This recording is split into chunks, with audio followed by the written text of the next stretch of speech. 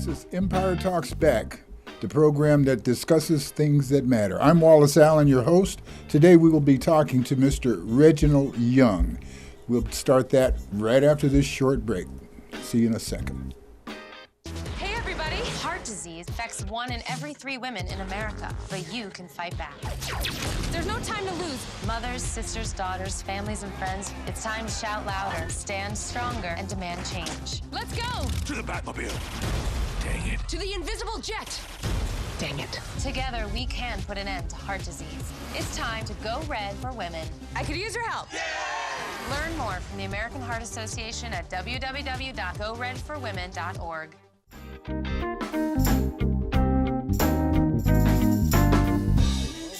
I'm Wallace Allen. This is Empire Talks Back, where we discuss things that matter. Today's guest, Mr. Reginald Young, is to my left. And Mr. Young, how are you? I'm doing fine, Wallace. Thank you for having me on the show. A disclosure, folks, I've known this man for some 20 years, but I'm going to let him describe to you why he's on the program today. Reggie, give us a little bit of an introduction of yourself, particularly regarding Pastors United. Well, again, thank you, Wallace. First, giving honor to God, who's at the head of my life. I appreciate the opportunity to share with you a little bit about San Bernardino Pastors United. San Bernardino Pastors United was an organization that was started back in 2016 as a result of actually the terror attack that affected us in our city. We didn't have a system to notify all the pastors at one time regarding emergency alertness. So we came up with an organization to notify not only the pastors but all leaders regarding emergency incidents in the city.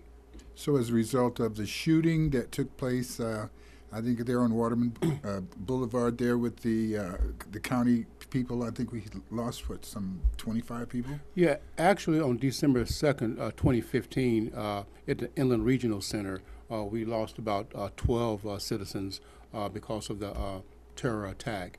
The pastors came on to provide spiritual support to those that were affected. That was a very shocking event to the nation and to the city people in particular. So the immediate response from the churches was that the pastors came out to help with crisis intervention and to get involved in dealing with some of the issues, obviously, that take place when violence occurs like that.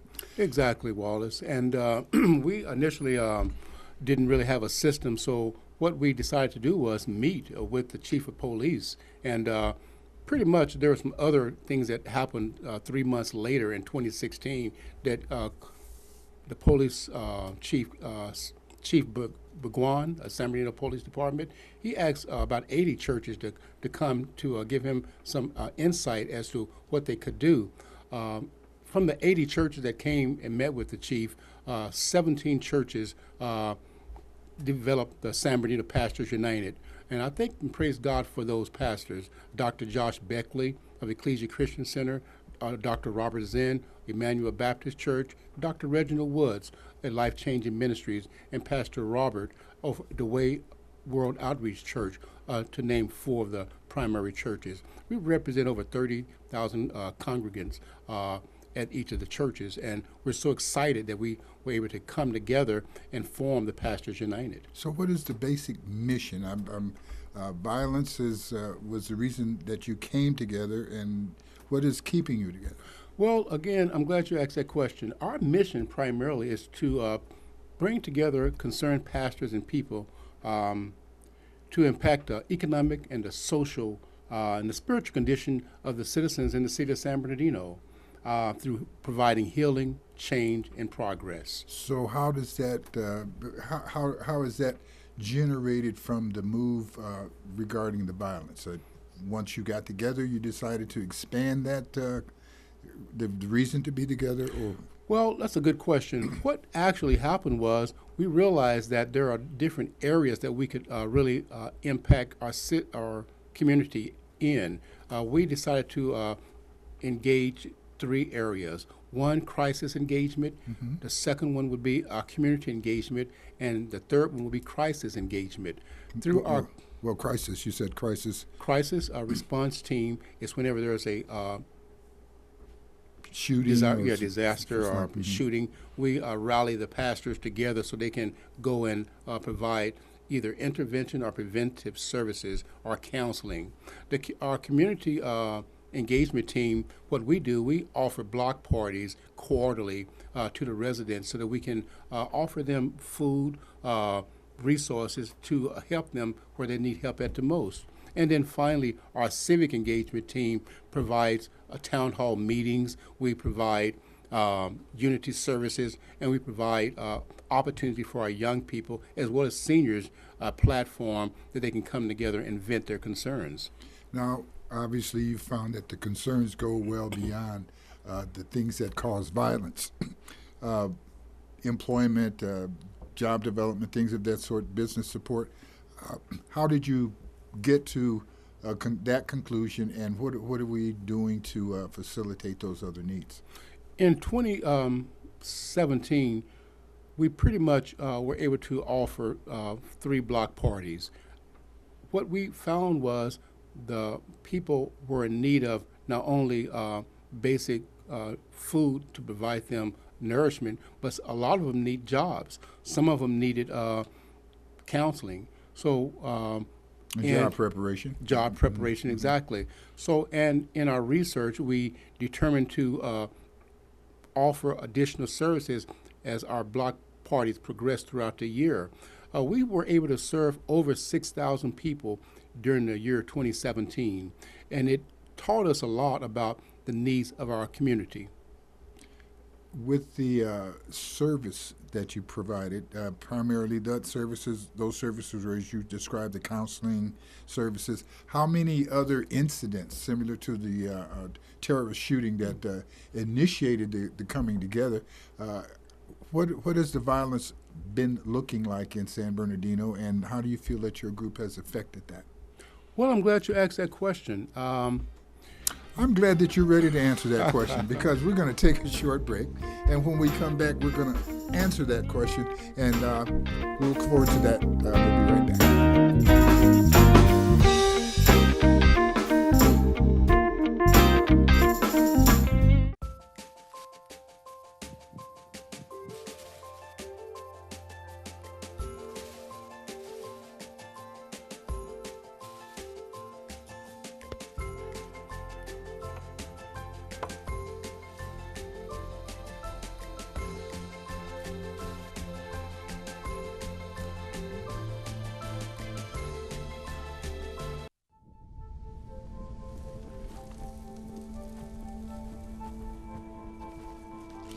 Eva Marie smoked 12,000 packs of cigarettes over 15 years.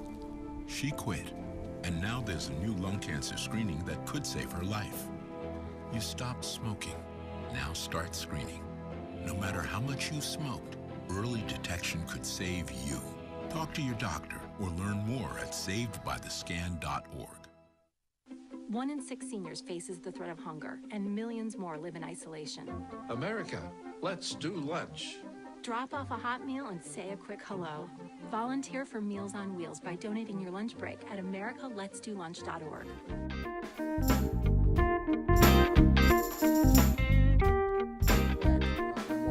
And we're talking to Mr. Reginald Young, the CEO of Pastors United, an organization that was formed after the terrorist shooting in the city of San Bernardino in the year 2015.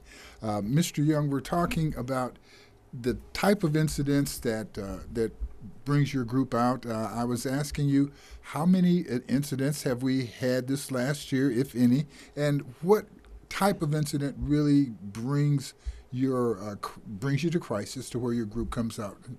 Yes, sir. Well, as you're aware, in April 10th, 2017, we had a shooting at a special education classroom at North Park Elementary. Right. And as a result of that shooting, we sounded the alarm, and we were able to notify the pastors. They were able to go to the location and provide support to the school district. As a matter of fact, we were there before some of the first responders because our system works so well. we were able to not only provide support, but we were able to calm some of the students as well as provide counseling to the parents that were there on site. Yeah, that was a pretty strong incident. Not the kind of thing that we look forward to, but certainly the kind of thing that we're happy that your organization is responding to. So how do you guys train yourselves to do this? How did you establish your protocol? What actually goes on in order for you to be called to alert, and how does that take place? Well, that's a good question, Mr. Allen. We broke our engagement activities into three categories, as I shared with you before: the crisis response, civic engagement, along with community engagement. Well, we you have mentioned, for chairs instance, that head each of those engagement. Those chairs pretty much have specific agendas that they focus on. And we're always looking for volunteers, Mr. Allen. That's okay. one Well, of our concerns. let me push you back over to the incident at the school. There was a shooting at the school. Yes. How were your members immediately alerted? Because, as you say, some of your members arrived there prior to the police arriving. Is that correct? Yes. Okay. How did that happen? What made them be so ready and available? Did they receive a direct phone call? Is it because of your outreach that people felt access to the pastors and were able to reach you? How did that occur? Well, again, you ask great questions. Well, that's my job, Mr. Young. We were notified directly from the police department. We are a part of. So when the call went out to the police, it came to you guys as well? It came to our lead, our president, Dr. Josh Beckley. Okay. Dr. Josh Beckley at that time notified me. I'm the chair over our crisis response team, and I sent out the alert to notify all the other pastors to go to the location. That's a pretty good system. The police notified you. You guys started your alert and happened to get there before or at the same time the police. That's pretty good. Yes, we were really encouraged as a result of the participation of those pastors that did sign up to be a part of the crisis response team.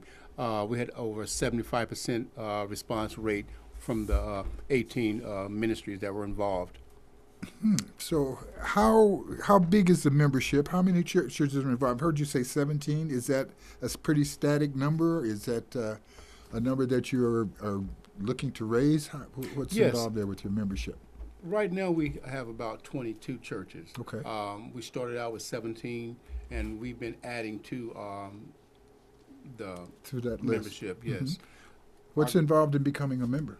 Well, what we'd like for you to do is just, first of all, by default, if you're a church in San Bernardino or a pastor, you are part of the Pastors United.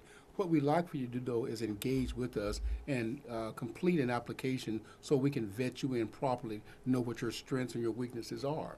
Then after that, pretty much just support the ministry as we move forward through crisis, or be it a part of civic, or be it a part of community engagement. When you mention strengths, what are we talking about? For example, Pastor Robert from the Way Outreach Church, they have over 10,000 members.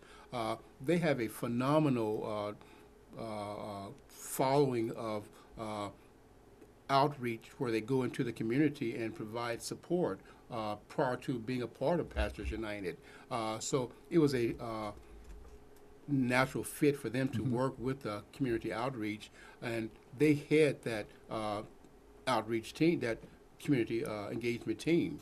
And then, for example, Dr. Woods, he's also pastor and president of the Inland Empire Concerned African American Churches. As a result of that, he has relationships with the chief of police and some of your dignitaries, where he's able to have a phone call away to a meeting with them to alert them to some of the concerns that we have in the minority community.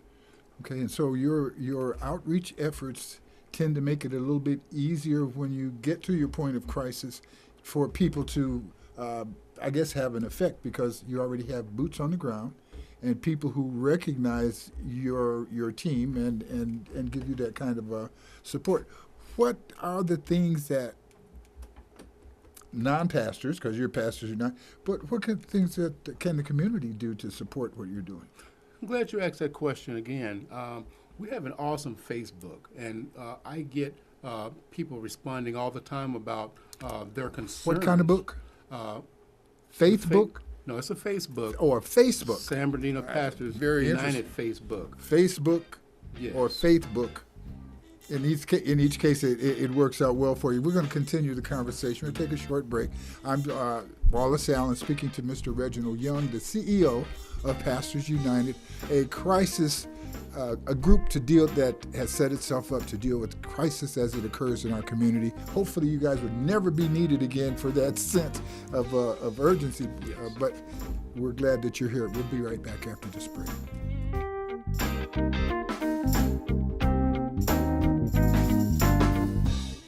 So there you are, shuffling through a stack of resumes and you come to mine. This is it, first impression, my way in. But can my resume show you how I truly stand out? Like that I was studying, going to night school while working 2 jobs just to help my parents pay for groceries. Or being the first one to always step up. No, that's something you just can't put on paper. Look beyond the resume and discover new ways to develop great talent that is dedicated, hardworking, and determined like me. How long have we been married, Dan? For 76 years. He was kind and generous to me before we married, and he was kind and generous to me all these years. We decided on Meals on Wheels because I was getting to the point where I couldn't do all the things that I had been able to do. We're the Spans. America, let's do lunch. Drop off a hot meal and say hello. Volunteer by donating your lunch break at americaletsdolunch.org. Maybe you can make retirement happen. After all, you made her college years happen. Opening that education savings account when she was little. Spearheading a campus tour. And another, and another, and another, and another. Bam! Deciphering financial aid. She was like, what? But now she's like, you aced planning for college. Now get the tips you need to get on track at aceyourretirement.org.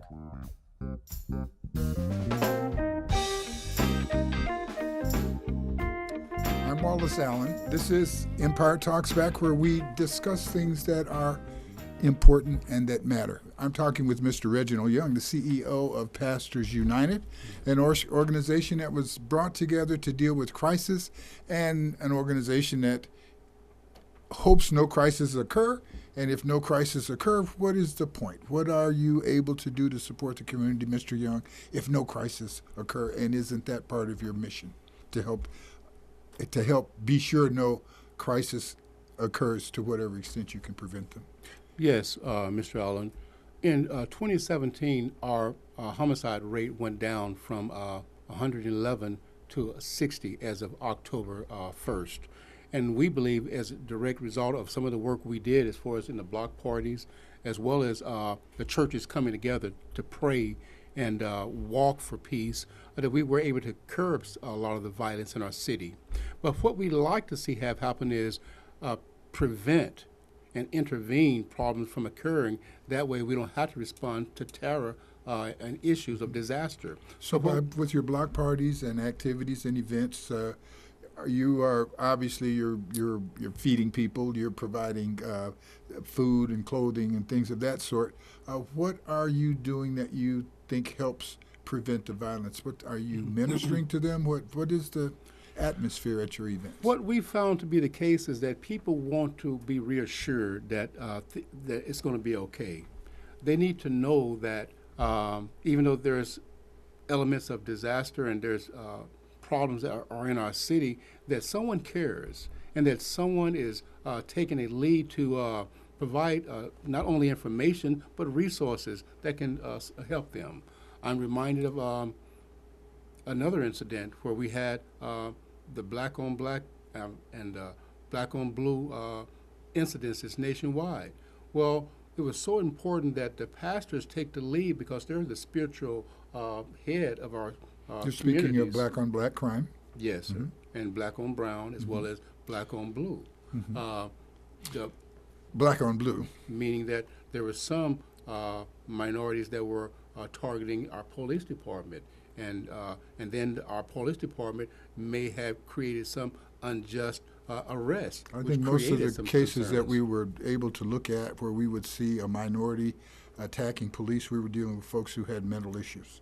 I don't think we've seen any just normal people who were gangsters even who decided they were attacking the police, and I want to be careful about Yes. the implication there. That's a Now, good point and the you other made. thing too, and many people ask about, if we're concerned about so many things, why don't we do more about black-on-black crime? I think the point that most statistics demonstrate is that black people shoot, or black people have more crimes against black people. White people have more crimes against white people. Brown people have That's more. correct, Mr. Allen. So your crime rate tends to be internalized. So with your community. Yes. So many times we've had situations where people make basically fake announcements, not knowing they're fake, but and hoping they're fake, about race wars and things of that Sure. type. And during this year and a half of your program, have you found anything that indicates that there's any type of race war going on, has been, or inclined to be? Well, not directly a race war, Very Mr. good. Allen. That's reassuring, because I think many people What we- can hear the statistics and be led in that direction. Yeah, what we found to be the case in most of our instances is that poverty is an issue.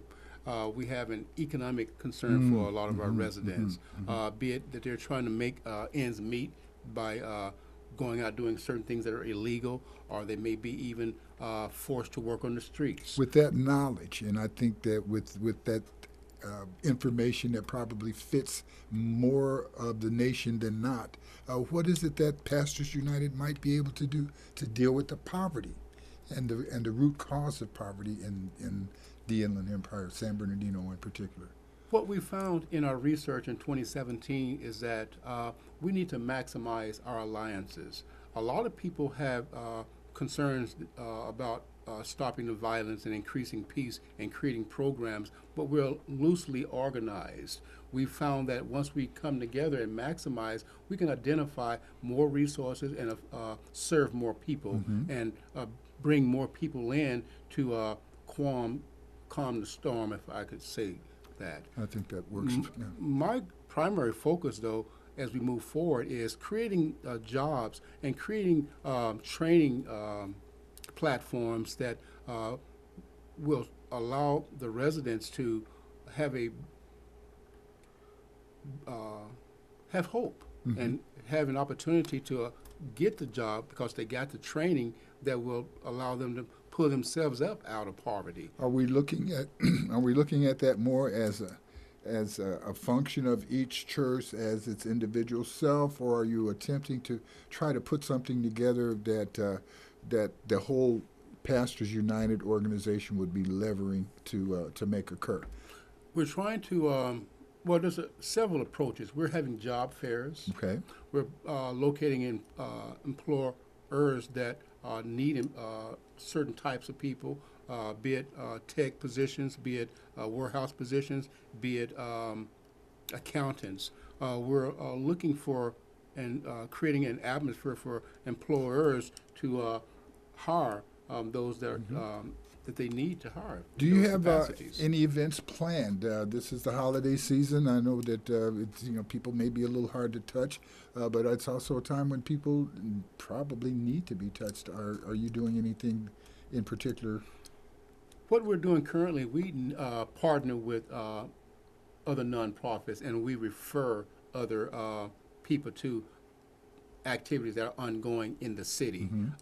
For example, San Bernardino County Drugs and Gang Task Force, they're active in having job fairs, so we refer to them. Okay, so you support people who have ongoing activities. You're able to, from your platform, have your congregations go support those events. You inform your congregations of those events, job fairs. Yes. I noticed that as the publisher of West Side Story newspaper, that I get a regular statement of jobs that are available from your organization. Yes. How does that come to you? And Yeah, one of our partners, Okay.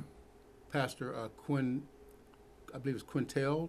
I forget the church he's with, but he faithfully sends it a job listing of over 70 or more employers. Yeah, and we run. on a weekly basis. think we run about 30 of those every week, and I'm happy to say that as we have our clerical people called and double check that the jobs are still available, Yes. that there are many good jobs available, and that hopefully we're having people go and fill those. So with that information, you're helping in the crisis, and you're doing things to help avert a crisis that you can't necessarily stop people from being crazy doing terroristic things. Yes.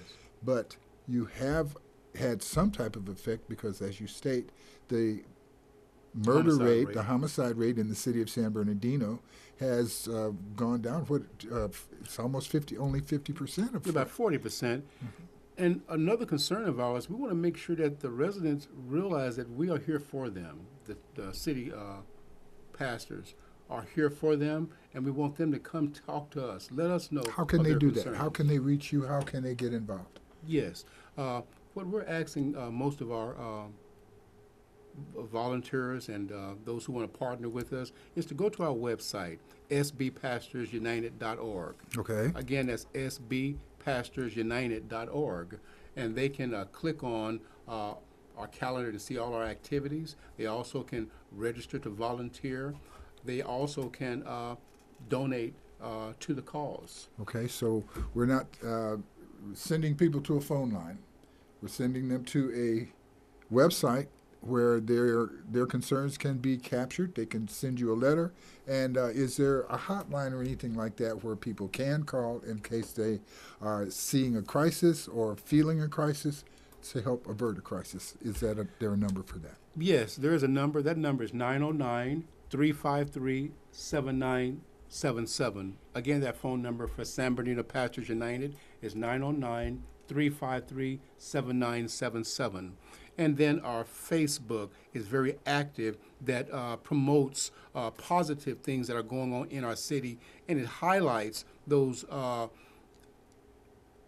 dysfunctional activities. We bring light to some of the criminality that's going on in our city. We want the residents to be aware that it's not normal to have many murders on a street. It's not normal to have robberies and rapes in our cities. We are concerned about these things that are going on. And if you see those things, they should call us, tell us. Well, you don't have to snitch. Mr. Young, the fastest half hour on TV. We've just experienced it. Thank you. This is Empire Talks Back. I'm Wallace Allen. We look forward to seeing you, again, next Mr. time, whenever that occurs. And I think the statement is, if the good Lord's willing and the creek don't rise, we'll see you then. God bless you. God bless you again, Mr. Allen. Thank you. Thank you, Mr.